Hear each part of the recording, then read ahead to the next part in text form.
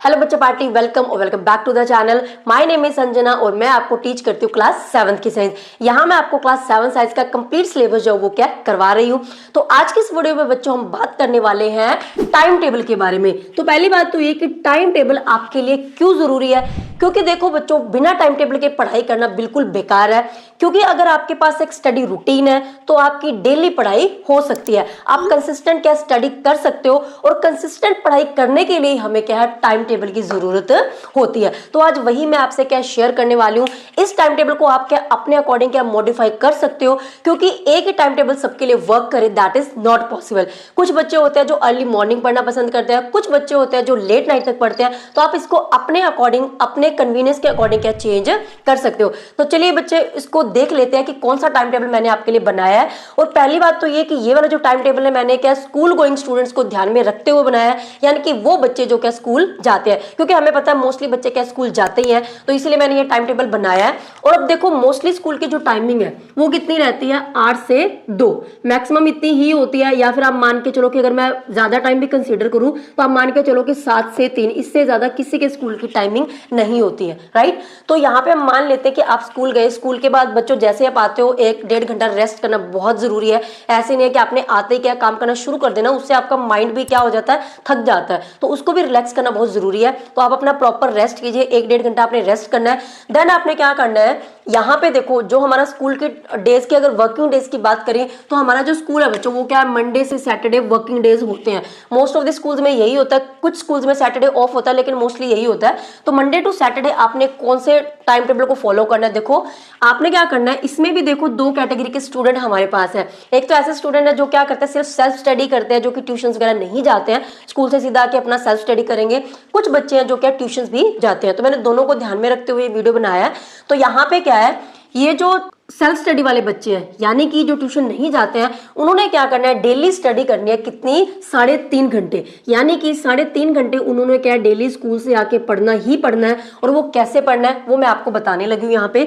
तो सबसे पहले आपने क्या करना है, 3.5 घंटे ना उसको हमने क्या स्प्लिट कर लिया 2 पार्ट्स के अंदर। एक तो आपने 2 घंटे एक बार पढ़ना है और फिर 1.5 घंटा आपने एक बार पढ़ना है, यानी कि आपने 2 शिफ्ट लगानी है।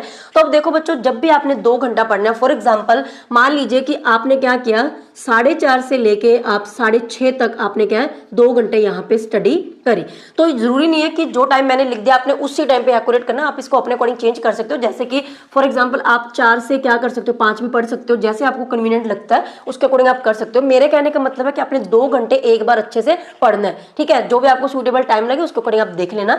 और इसमें भी आपने क्या करना है, जब आप ये 2 घंटे पढ़ोगे तो इसमें भी आपने सब्जेक्ट कैसे चूज करने हैं। आपने बच्चों एक अपना डिफिकल्ट सब्जेक्ट लेना है और देन उसके साथ आपने क्या करना है, एक ईजी सब्जेक्ट भी क्या है उठा लेना है, ठीक है।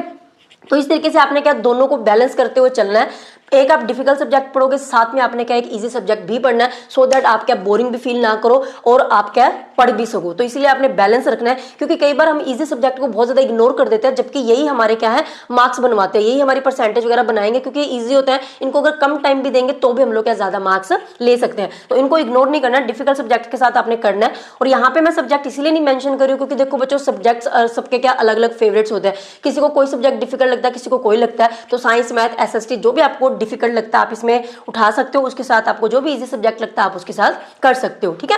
उसके बाद क्या है, आपने क्या है, फिर अपना जो भी आपने रेस्ट वगैरह करना, जो भी आपने अदर जो मिसलेनियस वर्क है वो आपने करना है।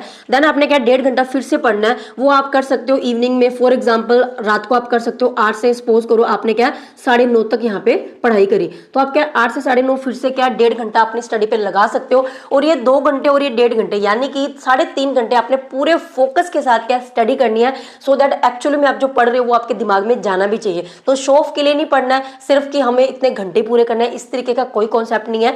आपने अच्छे से 3.5 घंटे क्या ऑनेस्टली ईमानदारी से क्या आपने देने हैं।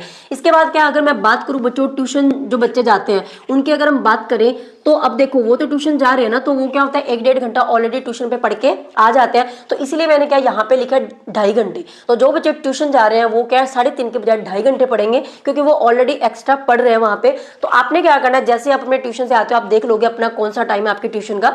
मैं आपको जस्ट एक एग्जाम्पल दे रही हूँ। फॉर एग्जाम्पल मान लीजिए कि आपने क्या किया 6 से 7:30 तक आपने क्या है अपना 1.5 घंटा यहाँ पे स्टडी कर ली, ठीक है। तो 1.5 घंटा आप क्या यहाँ पे पढ़ लोगे, उसके बाद आपने क्या करना है, 1 घंटा आपका बच गया, 1 घंटा आप क्या अपने अकॉर्डिंग फिर से रात के टाइम आप किसी भी टाइम लगा सकते हो।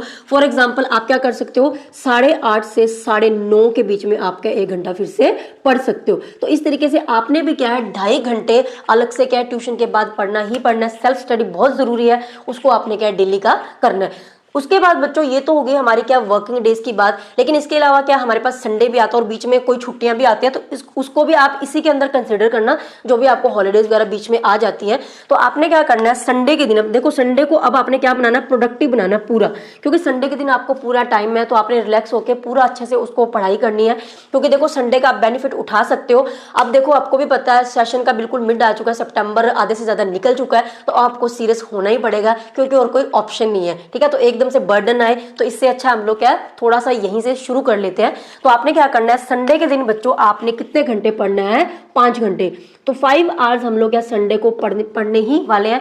तो यहाँ पे आपने क्या करना है, इसको भी हमने 2 पार्ट्स के अंदर डिवाइड कर लेंगे। एक हमारा 3 आवर्स हो गया, एक हमारा 2 आवर्स हो गया। तो 3 घंटे आप पढ़ लो। आप अपने अकॉर्डिंग देख लेना कि आप कितने बजे उठते हो। तो कोशिश करो कि 8 बजे तक मैक्सिमम आप, मतलब मैक्सिमम 8 बजे तक सोने का टाइम, उसके बाद आपने उठ जाना है। तो उसके बाद अपना क्या फ्रेश होके जो ब्रेकफास्ट वगैरह करके आप अपना अच्छे से रिलैक्स होके देन आप क्या सपोज करो अगर आप 9 से लेके यहाँ पे क्या है 12 बजे तक क्या पढ़ सकते हो। अगर ये नहीं करना तो आप क्या 10 से 1 भी पढ़ सकते हो। तो आप अपने अकॉर्डिंग क्या है जो भी आपको सही लग रहा है आप उसके अकॉर्डिंग टाइम पिक कर सकते हो। तो 3 घंटे यहाँ पे बच्चों आपने क्या अच्छे से पूरे फोकस के साथ क्या स्टडी को करना है।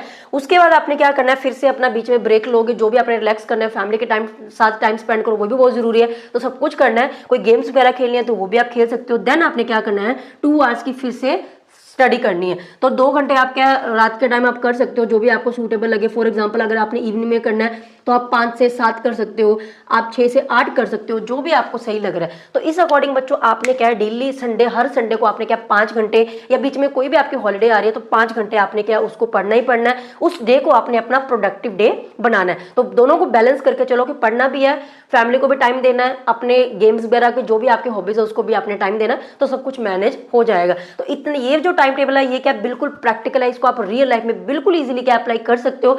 मैंने ऐसा बिल्कुल नहीं बोला कि आपको पूरे दिन बस पढ़ना ही पढ़ना है, ऐसा कुछ नहीं है। स्कूल से आके भी आपके पास काफी टाइम होता है, तो उसमें 3.5 घंटे पढ़ना कोई बड़ी बात नहीं है, आप इजीली क्या इसको कर सकते हो। तो यहाँ पे आपने क्या थोड़ी बहुत मॉडिफिकेशन अपने अकॉर्डिंग बच्चों क्या कर लेनी है। तो इस तरीके से अगर आप टाइम टेबल को फॉलो करते हुए पढ़ोगे ना तो आपको पता होगा कि यार मैंने तो 3.5 घंटे पढ़ना ही पढ़ना है। तो आपको पता रहेगा, थोड़ा आपके माइंड में ये चीज रहेगी कि चलो भी मैंने टाइम वेस्ट नहीं करना है। लेकिन इसका मतलब ये नहीं है कि अगर मैंने आपको टाइम टेबल दे दिया तो ये तो भी हार्ड एंड फास्ट रूल होगा कि ये तो करना ही है। देखो कई बार ऐसे कोई काम आ भी जाता है, कई बार हमें भी कहीं जाना पड़ जाता है, कई बार रिलेटिव्स भी आ जाता है, कुछ भी हो सकता है। तो कोई बात नहीं, अगर बीच में एक आधा दिन ऐसे हो जाता है वीक के अंदर, लेकिन आपने फिर से अगले दिन आपने टाइम टेबल को क्या कंटिन्यू करना ही करना है। इससे आपका क्या है जो स्टडी का जो आप कह सकते हो जो कंसिस्टेंट स्टडी आप वो क्या कर सकते हो। तो मेरा मेन मोटिव बच्चों यहाँ पे इस वीडियो को बनाने का यही है कि मैं आपको बस यही गाइड करना चाहती हूँ कि कैसे आप अपने स्टडी को क्या कंसिस्टेंट रख सकते हो, वो बहुत जरूरी है। ऐसे करने की बजाय कि आप एक दिन बहुत ज्यादा पढ़ रहे हो देन आपने क्या नेक्स्ट डे कुछ भी नहीं करा, इसके बजाय आप थोड़ा कर लो लेकिन डेली का करो, वो बहुत जरूरी है। ठीक है, तो आई होप कि आपको मेरी सारी बातें क्या अच्छे से समझ में आ गई है। और अगर ये वीडियो आपके लिए हेल्पफुल है तो मुझे कॉमेंट्स में बताना कि हमें अच्छी लगी ये वीडियो या जो भी है, क्योंकि मैंने पहली बार टाइम टेबल का वीडियो बनाया है तो मुझे आपके रिव्यूज चाहिए कि आपको ये पसंद आया है नहीं, और आपने इसको अपने लाइफ के अंदर के अप्लाई भी करना है। देन मुझे रिजल्ट्स बताने हैं कि आपको कैसा लग रहा है इस टाइम टेबल को फॉलो करके, क्या ये आपके लिए हेल्पफुल है या नहीं। तो चलिए बच्चों मिलते हैं नेक्स्ट वीडियो के अंदर। Till then take care, bye bye.